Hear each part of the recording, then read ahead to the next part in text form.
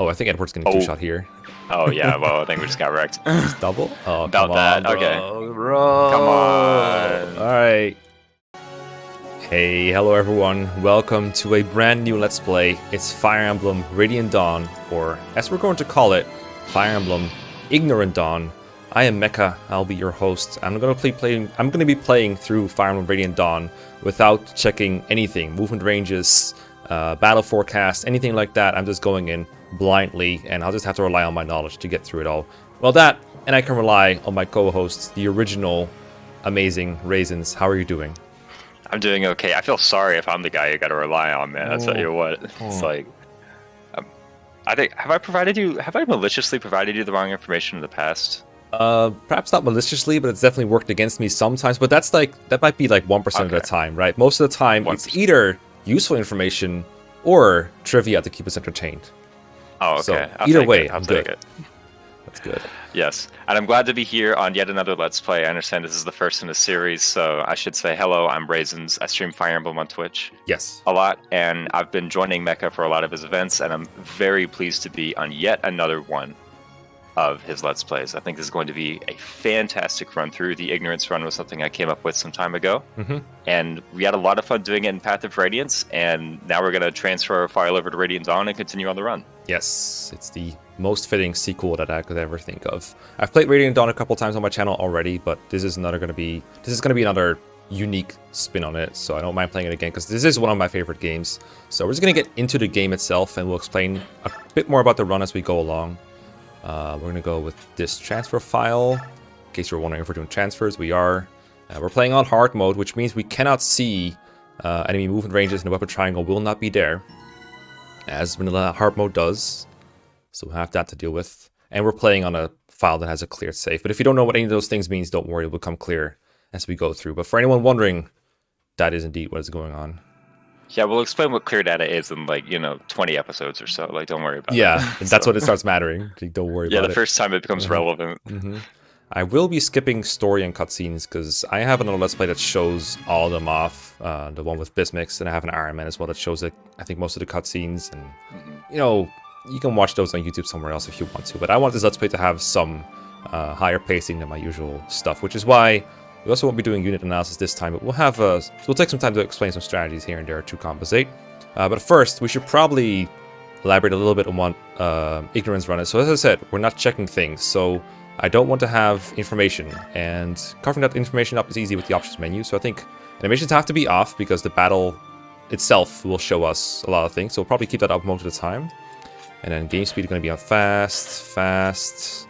This needs to be off, I think. This needs to be off. Correct. Off. All the help off. This goes off for sure. This stays on because this is like, I mean, I guess if someone hiding behind terrain, I guess that is technically info, but whatever. That could be funny, but yeah, just whatever. Keep it on. This is info, but it's funny info, so I'm going to keep it on. It doesn't really impact anything other than just knowing how bad of a job I did. And auto end turns can be off.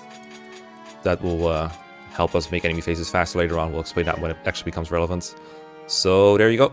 And now we can play the prologue. We only have 2 units now. We'll get a third one in a bit, Leonardo.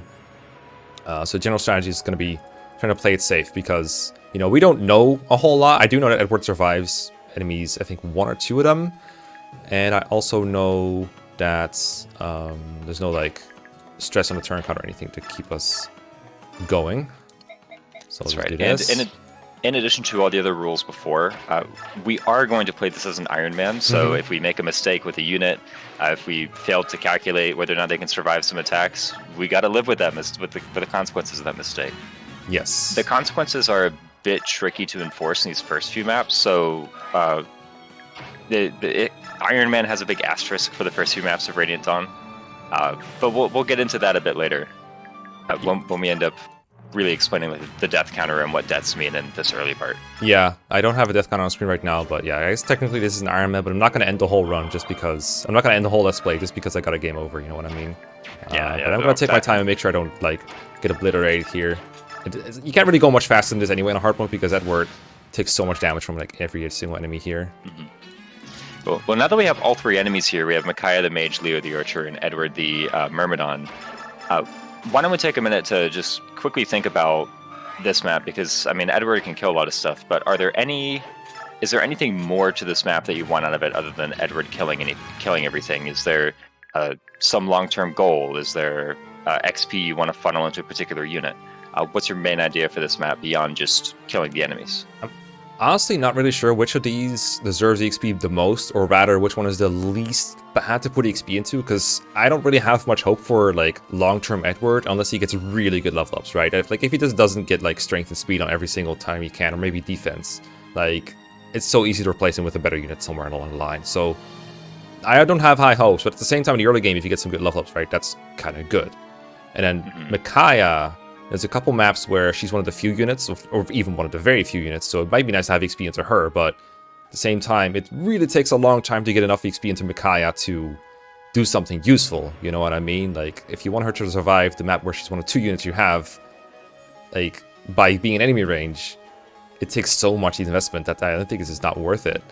And then there's Leonardo, who I think is a decent unit to promote at level 10, but even getting there takes so much XP because we're playing on hard mode. XP is so scarce that even that is a steep investment, but it might be worth getting him there. So my plan right now is just like have Edward get some XP, and if it turns out well, great, we'll just keep feeding him until it no longer is relevant.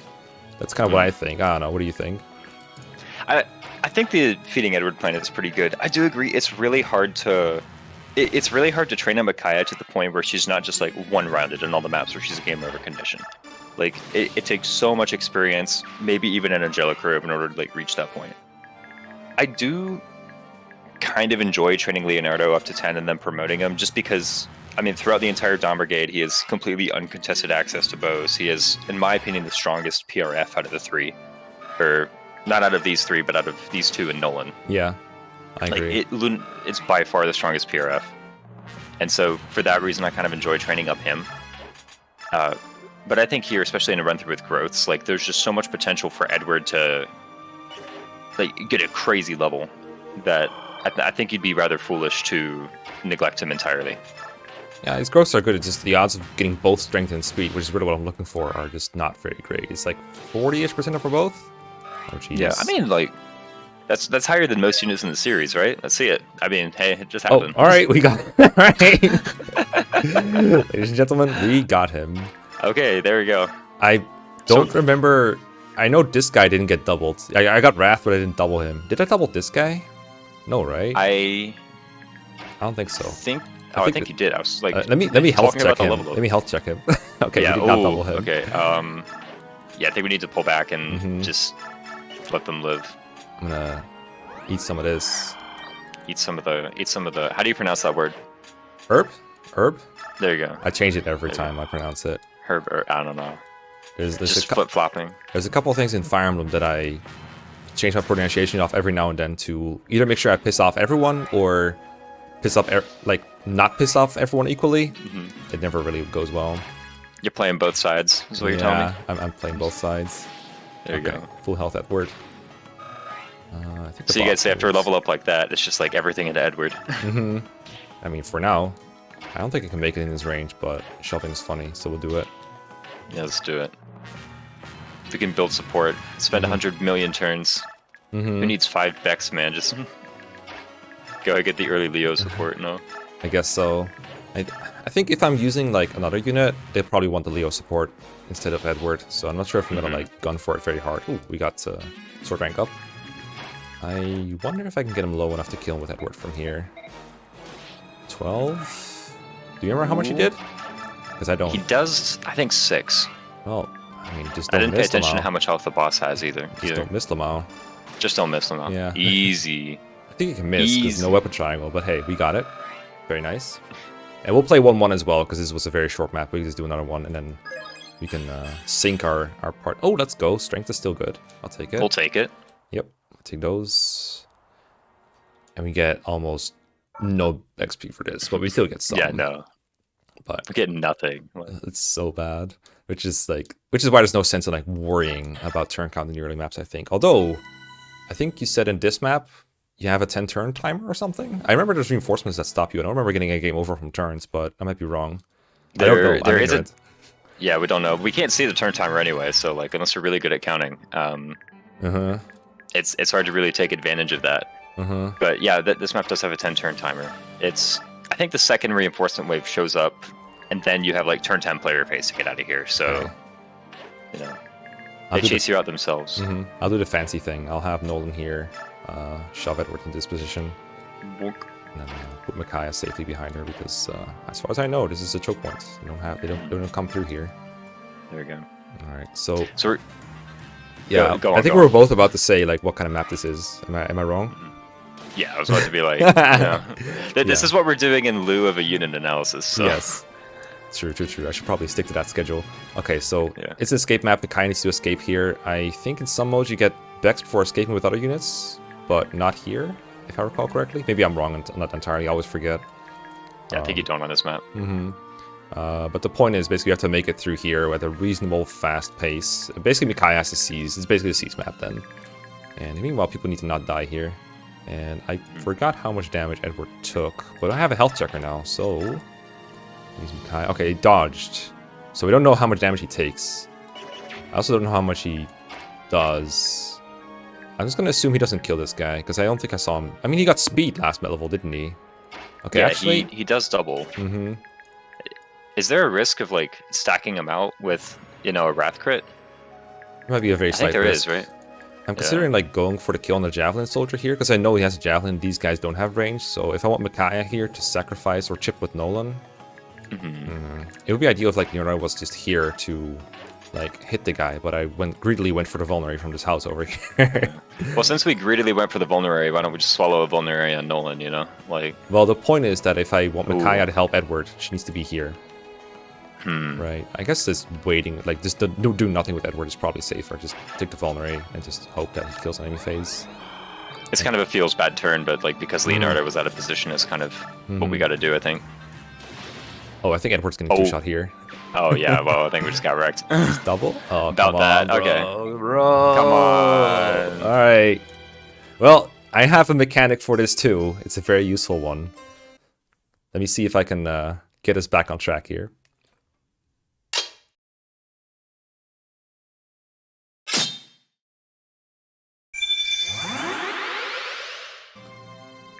Okay. Somehow, this went much better now that I rewinded time. This time I unequipped Edward, made him swallow a herb to stay alive, and now we can do this safely without any risk of Edward dying. Of course, it means he doesn't kill these guys, but that's okay.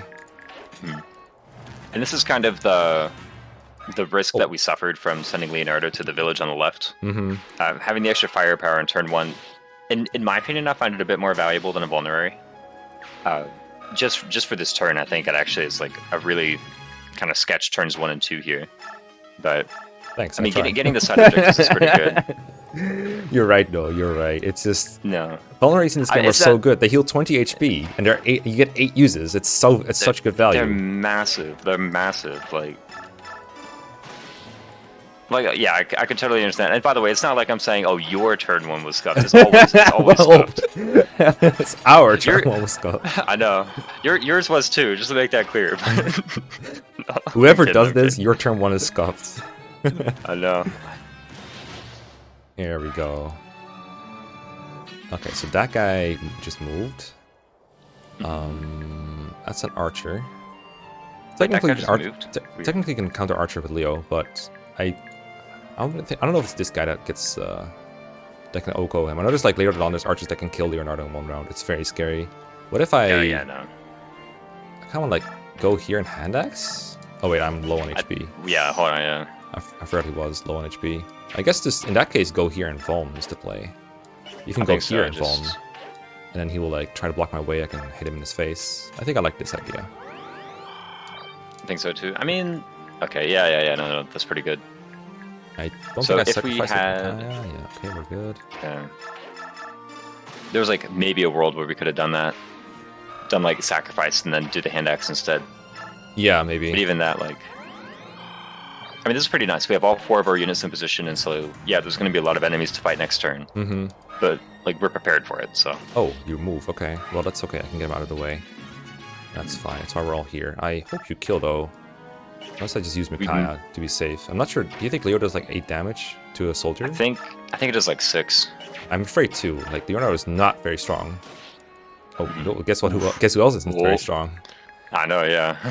I guess no one has to get him out of the way, and then we hit the archer in the face with Edward, and he can't move away.